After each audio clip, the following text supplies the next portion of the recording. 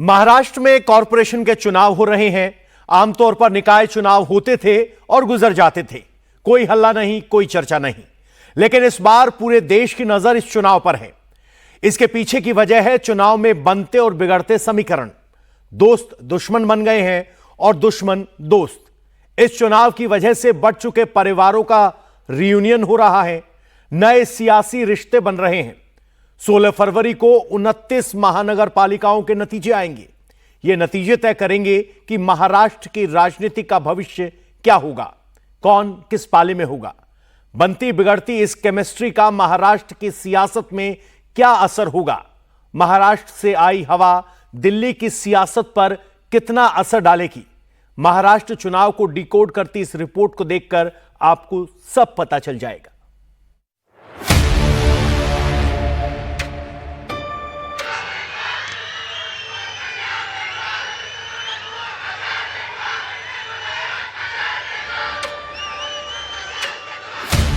नाशिक में ठाकरे ब्रदर्स साथ हाथों में हाथ।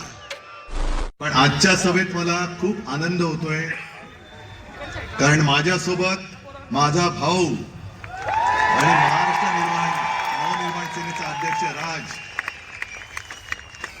संजय तर सोबत आहेच। पुणे में भाई बहन झगड़ा भुलाकर एक मंच पर।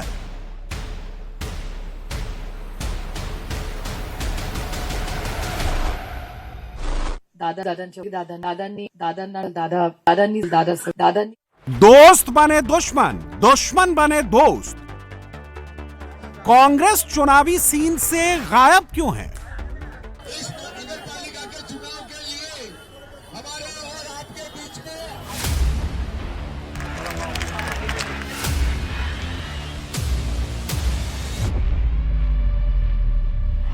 यहाँ पर पतंगी रहेगी इंशाअल्लाह। क्या 16 तारीख के बाद महाराष्ट्र की राजनीति बदलने वाली है? क्या ठाकरे ब्रदर्स महाराष्ट्र में नया अलायंस बनाने वाले हैं? क्या पवार परिवार फिर एक साथ आने वाला है? क्या एकनाथ शिंदे और बीजेपी की दोस्ती टूटने वाली है? क्या चुनाव बाद महाराष्ट्र में कांग्रेस साफ हो जाएगी? क्या महाराष्ट्र में हो रहे बदलाव का असर देश की सियासत पर होगा? ये सवाल इसलिए उठ रहे हैं क्योंकि महाराष्ट्र के म्युनिसिपल कॉर्पोरेशन इलेक्शन में जो हो रहा है उसके बारे में कोई सोच भी नहीं सकता था।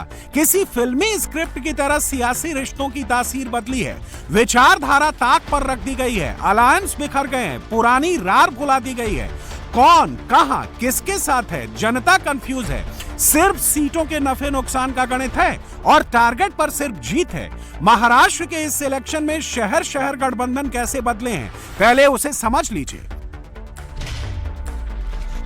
सांगली में बीजेपी और आरपीआई के बीच अलायंस है। शिंदे की शिवसेना और अजित पवार की एनसीपी अलग अलग चुनाव लड़ रहे हैं। सोलापुर में शिंदे की पार्टी और अजित पवार का अलायंस है। ये दोनों मिलकर बीजेपी के खिलाफ लड़ रहे हैं। इचलक रणजी में कांग्रेस, शरद पवार की पार्टी और राज ठाकरे की एमएनएस का अलायंस है, लेकिन उद्धव की पार्टी इससे बाहर है। पुणे में शरद और अजित पवार की पार्टी का अलायंस है। कांग्रेस, यूबीटी और एमएनएस मिलकर लड़ रहे हैं। बीजेपी और शिंदे की शिवसेना भी अलग अलग मैदान में है। ये सिर्फ चंद उदाहरण है। महाराष्ट्र के हर शहर में लगभग ऐसी ही स्थिति है। विधानसभा चुनाव के वक्त दो गठबंधन के बीच लड़ाई थी। महायुति की 3 पार्टियां बीजेपी, शिंदे की शिवसेना और अजित पवार की एनसीपी ने मिलकर महाविकास आघाड़ी की 3 पार्टियों उद्धव ठाकरे की शिवसेना, यूबीटी, कांग्रेस और शरद पवार की एनसीपी को मात दी थी। लेकिन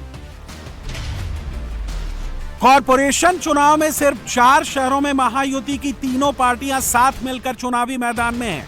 शिंदे की पार्टी के साथ बीजेपी का गठबंधन सिर्फ 15 शहरों में है। 14 म्युनिसिपल इलाकों में बीजेपी, शिंदे की शिवसेना एक दूसरे के खिलाफ है। 3 शहर ऐसे हैं जहां अजित पवार और शिंदे की पार्टी मिलकर बीजेपी के खिलाफ लड़ रही हैं। 2 शहर में बीजेपी और अजित पवार का अलायंस है, लेकिन शिंदे की पार्टी इससे बाहर है। महाविकास आघाड़ी के हालात भी ज्यादा अच्छे नहीं हैं। महाराष्ट्र की 29 महानगर पालिकाओं में से सिर्फ 8 में अघाड़ी की 3 पार्टियां मिलकर लड़ रही हैं। मुंबई में एमएनएस की वजह से कांग्रेस ने अघाड़ी में शामिल होने से इनकार कर दिया, लेकिन पनवेल, पुणे, नवी मुंबई, इचलक रंजीत, धुले में वो एमएनएस और उद्धव की पार्टी के साथ अलायंस में है। पूरे इलेक्शन में आइडियोलॉजी की बात है ही नहीं, क्योंकि हर पार्टी जो भी आज है, आप कहीं भी देखिए कि कांग्रेस और बीजेपी भी साथ में आई है। कांग्रेस, बीजेपी, एमआईएम, उन्होंने भी गठबंधन बना दिया। तो इस टाइम गठबंधन किसका किसी से कुछ समझ में ही नहीं आ रहा है। मुझे ऐसे लगता है कि इस बार का ये इलेक्शन कुछ अलग ही है, ये नॉर्मल महाराष्ट्र का इलेक्शन नहीं है। सुप्रिया सुले को महाराष्ट्र की राजनीति करवट लेती हुई दिख रही है और ये तस्वीरें उसकी गवाही दे रही हैं। किसने सोचा था कि 20 साल के बाद जो भाई एक दूसरे के सामने पड़ना पसंद नहीं करते थे, एक दूसरे के खिलाफ आग उगलते थे, ठाकरे ब्रांड पर कब्जे की लड़ाई में जो दशक तक उलझे रहे, म्युनिसिपल कॉर्पोरेशन का इलेक्शन उन्हें एक साथ ले आएगा। मंच पर बाला साहब ठाकरे के साथ दोनों भाइयों की तस्वीर अब उसी ठाकरे ब्रांड के अस्तित्व को बचाने की लड़ाई की तरफ इशारा कर रही है। त्यांच्या व्यथा काय आहेत याचा उल्लेख राजने पण केला, संजयने पण केला। उनकी दिक्कत क्या है राज ने भी बताया, संजय ने भी बताया, क्योंकि उन्होंने महानगर पालिका में क्या काम किए वो ये बता नहीं पा रहे हैं। लेकिन नासिक में राज ठाकरे ने काम किया है, मुंबई में शिवसेना ने काम किया है। अगर हम दोनों भाई साथ में आकर काम करेंगे तो नासिक की काया पलट हो जाएगी। एकत्र आले तर नाशिकचा काय उत्कर्ष होईल हे तुम्ही तुमच्या मनाशी विचार करा। भाइयों का ये प्यार उनकी सियासी मजबूरी है। यूं तो महाराष्ट्र की कई महानगर पालिका में शिवसेना, यूबीटी और एमएनएस मिलकर लड़ रहे हैं, लेकिन शिव शक्ति के एक होने की असली वजह मुंबई महानगर पालिका का चुनाव है। जमलेल्या माझ्या तमाम हिंदू बांधवांनो, भगिनींनो आणि मातांनो, आम्ही एकत्र आलो आहोत ते मराठी माणसासाठी आलो आहोत, आम्ही एकत्र आलो ते हिंदूंसाठी आणि महाराष्ट्रासाठी आलेलो आहोत। महाराष्ट्र ज्या वेळेला पेटून उठतो त्यावेळेला काय घडतं आणि काय होतं हे आज राज्यकर्त्यांना समजलं असेल।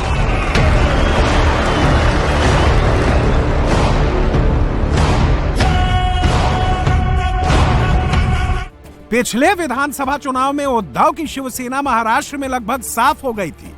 राज ठाकरे का भी कोई प्रभाव नहीं दिखा, लेकिन मुंबई वो शहर है जहां आज भी ठाकरे ब्रांड का असर है।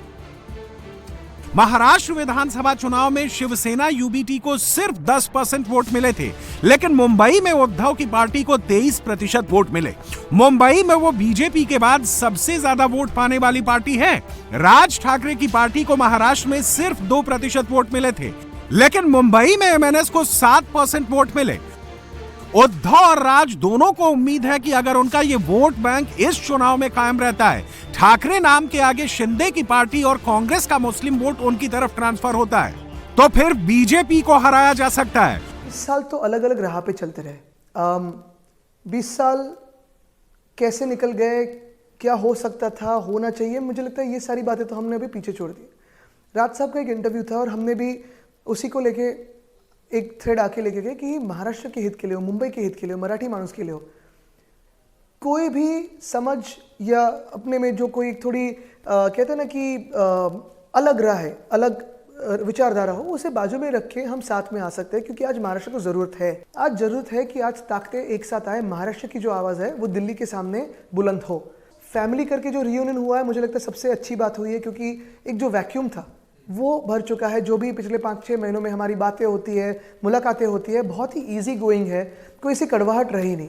पार्टी की बात हो तो पार्टी ऑफ कोर्स दोनों स्ट्रेटेजिकली एक साथ आए, एक साथ रहने के लिए आए।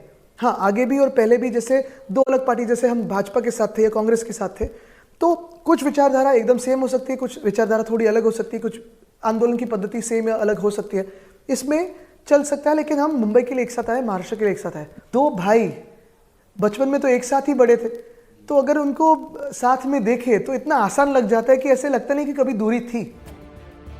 उद्धव और राज ठाकरे दोनों ये दावा कर रहे हैं कि ये अलायंस सिर्फ म्युनिसिपल इलेक्शन तक नहीं रहेगा, बल्कि आने वाले चुनाव में भी रहेगा। लेकिन इसका जवाब 16 तारीख के बाद ही मिलेगा। अगर चुनाव में राज उद्धव का अलायंस नाकाम रहा तो इंजन और मशाल क्या साथ रहेंगे? क्या कांग्रेस को किनारे करके हाई लाइन हिंदुत्व की राह पर लौटेंगे उद्धव? क्या राज ठाकरे के लिए कांग्रेस से दोस्ती तोड़ेंगे उद्धव? असल में इस कहानी में एक ट्विस्ट भी है। उद्धव को पता है कि राज ठाकरे का प्रभाव मुंबई में तो है, लेकिन पूरे सूबे में राज ठाकरे को साथ लेकर चलने में उन्हें दिक्कत आ सकती है।